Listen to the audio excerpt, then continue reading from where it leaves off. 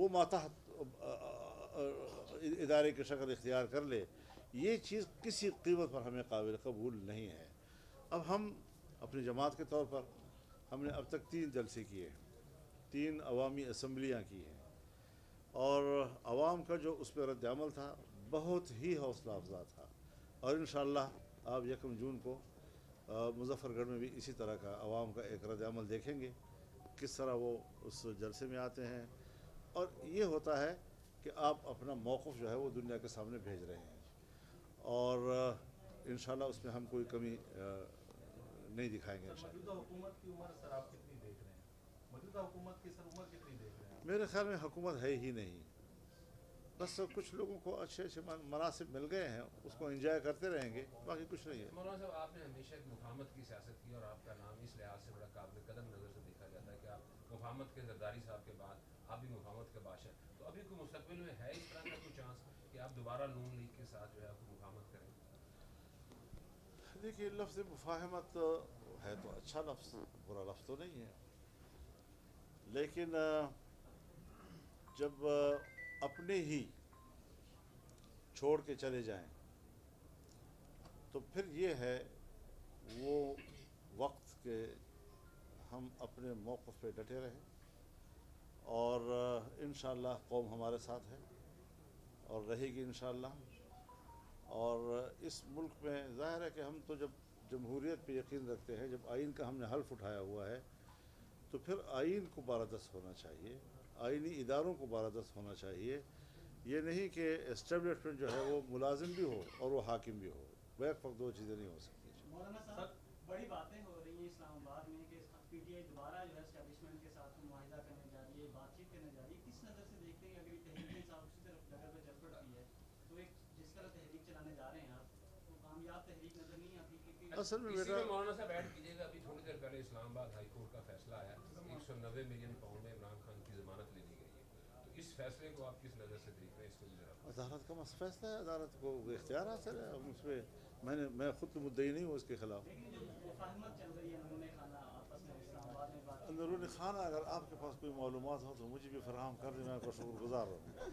مولانا صاحب، اگر آپ الیکشن جیتے تو پھر جیتتے ہیں تو پھر صحیح تھا الیکشن، یا اب اس وقت یہ موقع تھا؟ میں پچھلی دفعہ نہیں جیتا تھا، اب کہ جیتا ہوں، یہ مد نظر رہے۔ مولانا، آپ کے شہر سے وزیر اعلیٰ اور گورنر کے پی کے بنائے گئے ہیں، اتنا اہم شہر آپ کا ہو گیا، کیا کہیں گے اس کے اوپر؟ صدر پاکستان، میرے خیال میں میری خوش قسمتی ہے کہ میرا مد مقابل جو ہے وہ دونوں بڑے منصب لے رہا ہے، اور ایک صوبے کا گورنر اور وزیر اعلیٰ میرے حلقے سے، جو جیتے نہیں ہیں لیکن بس ہیں۔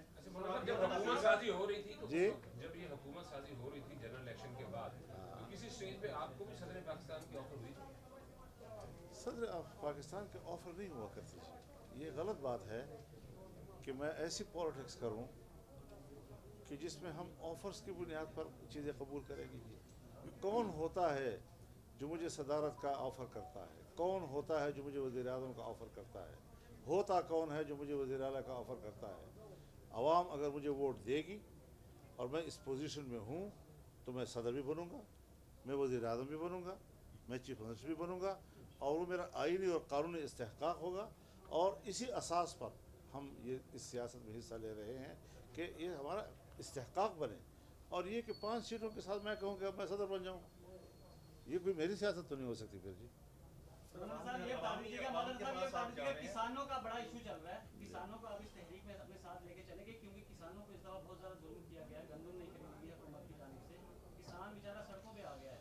کسان کے ساتھ ہم شانہ بشانہ کھڑے ہیں اور قدم قدم بھر ان کے ساتھ ہیں، بہت مظلوم ہے اس وقت، خاص طور پر پنجاب کا جو کسان ہے، یعنی آپ کے پاس اگر 45 لاکھ ٹن گندم موجود ہے، پھر آپ نے 35 لاکھ ٹن کیوں منگوایا؟ جبکہ اوپر سے آپ کا موسم بھی برداشت کا آ رہا ہے اور پاکستان کا اپنا گندم بھی آئے گا، تو کدھر جائے گا یہ؟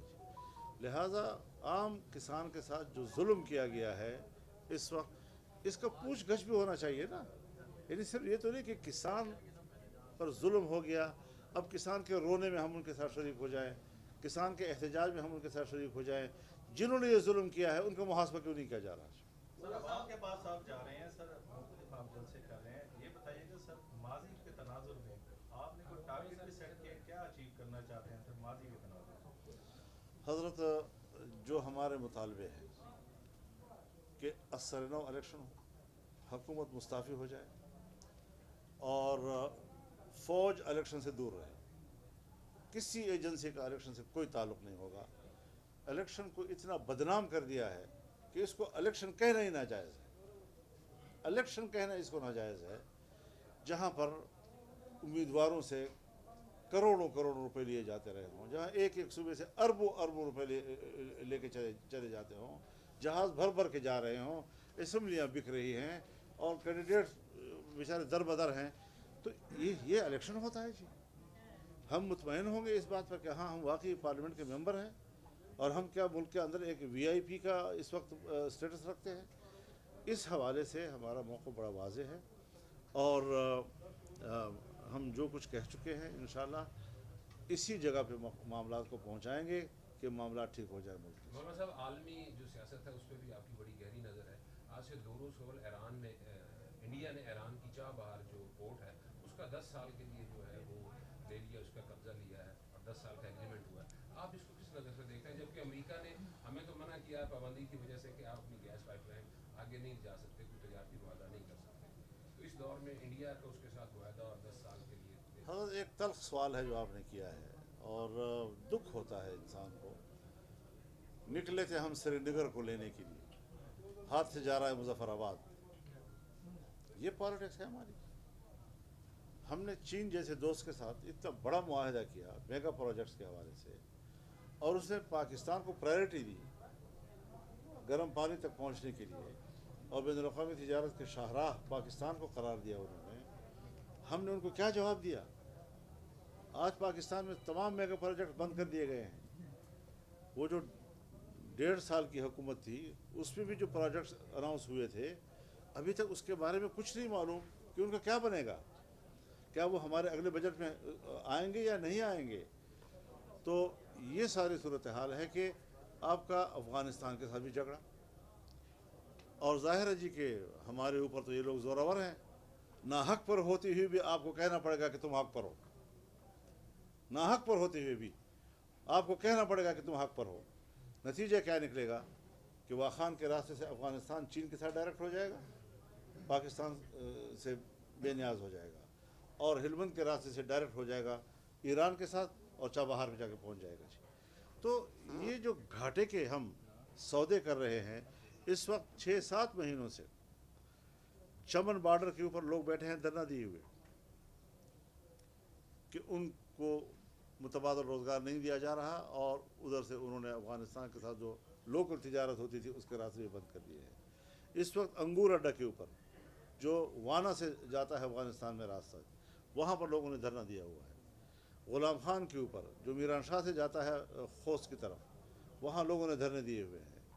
आपके जमरोद पर लोगों ने धरने दिए हुए हैं।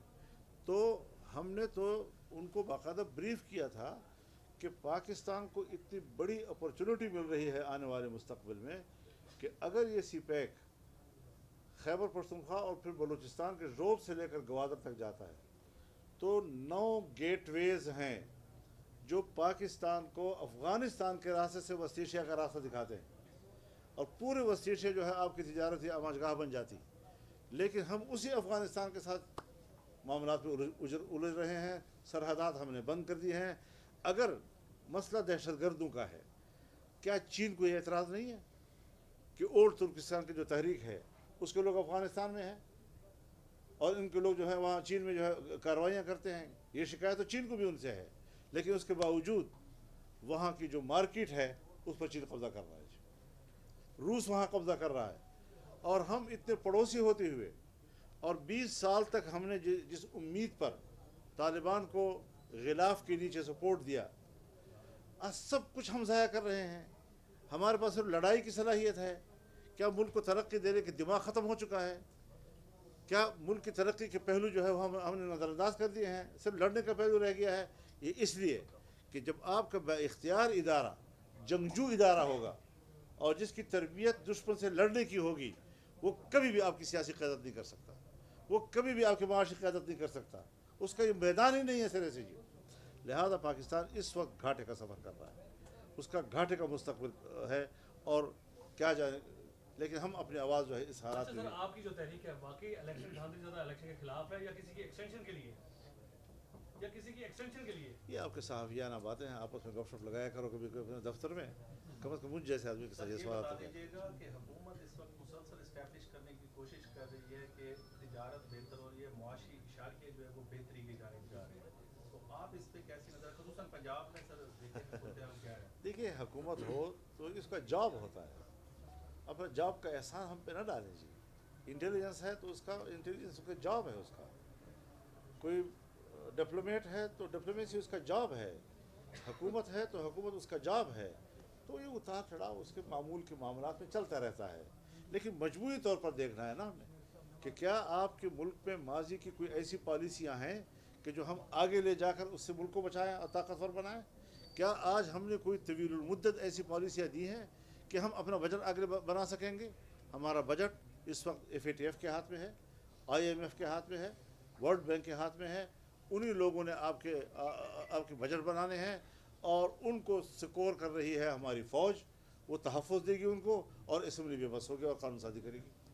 अच्छा मौलाना साहब, इस तहरीक के वसीतर मफाद में आप इमरान खान साहब से भी मिल सकते हैं या उनको शामिल होने की दावत दे सकते हैं? बता देखिए, हर चीज़ बावकार अंदाज से हो, इसमें कोई शक नहीं है कि 10, 12, 13 साल हम एक दूसरे के बड़े मद्दे मुकाबिल रहे हैं और हमारे बड़े तहफ़्फ़ुज़ात हैं, और उनको अगर दूर किया जाता है तो हम सियासी लोग हैं, मुज़ाकरात से भी इनकार नहीं करेंगे, और मुज़ाकरात के लिए अगर माहौल बनता है तो उसकी भी हौसला अफजाई करेंगे।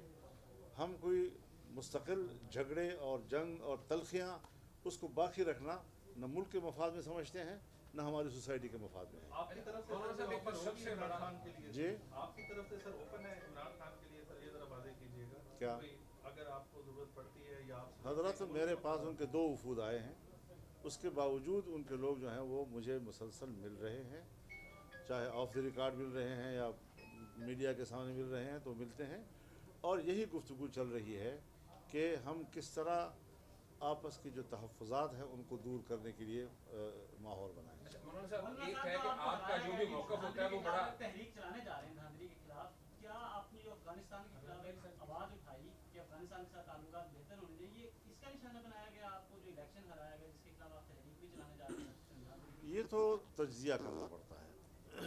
क्या अफ़गानिस्तान में अमारत इस्लामिया अमेरिका के लिए वाकई काबिल कबूल है? मैं समझता हूँ कि वो हर कीमत पर उनको कमज़ोर करने में दिलचस्पी रखते हैं, और कमज़ोर करने के लिए उनके पास पाकिस्तान जैसा मुफीद टूल और नहीं है। इसी तरीके से अगर हम हमास की बात करते हैं, अमेरिका और मगरब की नज़र में वो एक दहशतगर्द तंजीम है। अमारत इस्लामिया भी अभी तक उनके नज़दीक दहशतगर्द तंजीम है, अभी वो ब्लैक लिस्ट से नहीं निकले हैं जी। अब जब मैं उनके पास जाऊंगा और पाकिस्तान के ताल्लुकात की बेहतरी के लिए जाऊंगा, या मैं जाऊंगा और फ़िलिस्तीन के साथ यकजहती के लिए मैं जाऊंगा, तो ये उनकी जो खारजा पॉलिसी है वो उसके बिल्कुल मुतसादिम है। तो ज़ाहिर है कि पाकिस्तान की सियासत पर जब अमेरिका असरानंदाज होगा तो ये चीज़ें जो हैं आप उसका तज्ज़िया करें कि क्या हमें नुकसान पहुँचाने में उनका बेनिफिट है या नहीं। मौलाना साहब, हुकूमत भी ग्रैंड डायलॉग की बात कर रही है, राना सनाउल्लाह भी कह रहे हैं कि इमरान खान को रिहा होना चाहिए, मियां मोहम्मद नवाज शरीफ भी यही चाहते हैं। तो अगर हुकूमत ग्रैंड डायलॉग को आगे बढ़ाती है तो आप उसका हिस्सा बनेंगे या सिर्फ तहरीक इंसाफ से बात करेंगे? देखिए, इस पे ज़रा वक्त का इंतज़ार करना चाहिए, हर बात वक्त से पहले कहना ज़रा मुनासिब नहीं मौलाना होता। साहब, जैसे भी आपने फरमाया कि 10-12 साल की तलखियाँ थी और अब आप सियासी तौर पे कह रहे हैं कि सियासी लोग दरवाजे खुले रखते हैं, तो जो सबसे ज़्यादा पिछले 7-8 सालों में आपकी तरफ से जो इल्ज़ाम होता था वो होता था कि ये यहूदी लॉबी है। तो जब ये सियासी तलखियाँ ख़त्म होंगी तो आप उनको यहूदी लॉबी से दोबारा मुसलमान लॉबी में कैसे लेके आएंगे? एक बात ज़हन में रखें, अगर हमने बरसग़ीर की सियासत में किसी को अंग्रेज़ का एजेंट कहा है या हमने आलमी सतह पर किसी को अमरीकी एजेंट कहा है, तो ये उन्वान है, ये उन्वान है, ये गाली नहीं है। मतलब यह है कि जो आलमी सतह पर एक वर्ल्ड वाइड जो इकनॉमिक नेटवर्क है और उसके ऊपर जो जूश का एक बालादस्ती है, जब मैं देखूंगा कि मेरे मुल्क को भी उस नेटवर्क के अंदर डाला जा रहा है और यहाँ पर मैं सूद के ख़ात्मे की बात करता हूँ और मैं मुकम्मल तौर पर आलमी सतह पर सूदी निज़ाम के अंदर जा रहा हूँ, उनकी मईशत के उसूलों के मुताबिक चलूँगा, तो इससे मेरा इख्तलाफ होगा। अब इस इख्तलाफ का उन्वान अगर ये है कि यहूदी एजेंट, तो इसको गाली क्यों कहा गया? उसको संजीदगी से लेना चाहिए था, मुझसे पूछना चाहिए था कि आप ये बात क्यों कह रहे हैं। अगर मैं कहता हूँ कि कादियानियों को दोबारा मुस्लिम स्टेटस पाकिस्तान में देना ये मेरे तहफ़्फ़ुज़ात हैं, बजाय इसके कि आप मुझे उसके बदले में गालियाँ दें, आप मुझे मुतमईन करें मैं पाकिस्तान का शहरी हूँ, मेरे पीछे कुछ लोग हैं, उनकी एक सोच है, उनके तहफ़्फ़ुज़ात हैं, मैं उनके नुमाइंदा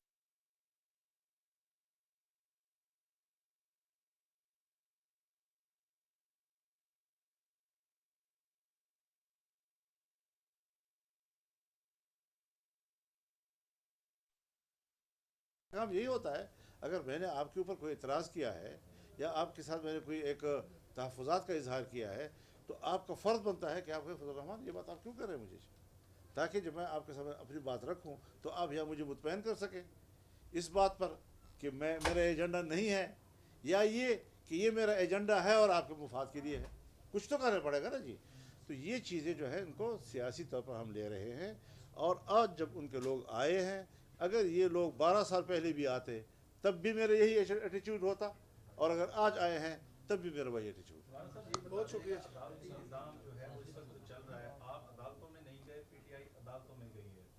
आप समझते हैं कि अब ज़िमनी इलेक्शन भी हो रहे हैं और आप एक अवामी जो है अवाम से राब्ते में हैं, तो आप समझते हैं कि अदालती निज़ाम में कोई इंसाफ मिलेगा जो लोग अदालत में गए हुए हैं इलेक्शन के खिलाफ? हज़रत हमारे यहाँ सारी चीज़ें शख्सियात के गिर्द घूमती हैं। किसी महकमे में एक अच्छा अफसर आ गया, उसने 2-3 साल उस महकमे में गुजारे और अच्छी कारकर्दगी दिखाई, वो कमाल कर दिया, कमाल कर दिया, कमाल कर दिया। कोई मिनिस्टर अच्छा आ गया, एक पार्टी का मिनिस्टर है, बहुत दयानतदार आदमी है, उसने अच्छी कारकर्दगी दिखा दी, हम कहते हैं ज़बरदस्त हो गया, मेरी हुकूमत में देखो आपने क्या देखा जी। ये सब आर्जी होते हैं जी। अदालत भी एक जज आता है, वो अपनी कारकर्दगी दिखाता है, हम उसकी तारीफ़ करते हैं, इसका माना ये नहीं कि अदलिया ठीक हो गई है, वो जज ठीक है। मजमूई तौर पर हमें देखना है कि क्या हमारी अदलिया काबिल एतमाद है, क्या आपकी अदलिया अदालत उज़्मा उसका कोई एक फ़ैसला दुनिया की दूसरी दुनिया में जब वकील पेश होते हैं जजों के सामने अपने मुल्कों में, क्या आपके मुल्क की अदालत का कोई फ़ैसला बतौर नज़ीर मिसाल पेश किया जाता है? ये भी देखना चाहिए ना जी। तो अगर पाकिस्तान के फ़ैसले और अदालतों के फ़ैसले दुनिया में किसी कोर्ट में बतौर नज़ीर पेश नहीं किए जाते, तो इससे आप अंदाज़ा लगाएं कि मजबूरी तौर पर हमारे इदारे कितने गिर चुके हैं और अपना एतमाद खो चुके हैं। आपने आगाज किया तो क्या हुकूमत और एस्टैब्लिशमेंट की जानिब से आपसे राब्ता किया गया? हुकूमत और एस्टैब्लिशमेंट की जानिब से राब्ता किया गया कि आपकी मुज़ाकरात के लिए इजाफ़े तारीख का आगाज़ किया? अगर मैं कहूँ कि नहीं किया तो भी हकीकत के खिलाफ होगा, अगर मैं कहूँ किया है, अब अगला सवाल होगा किसने किया और क्या कहा है।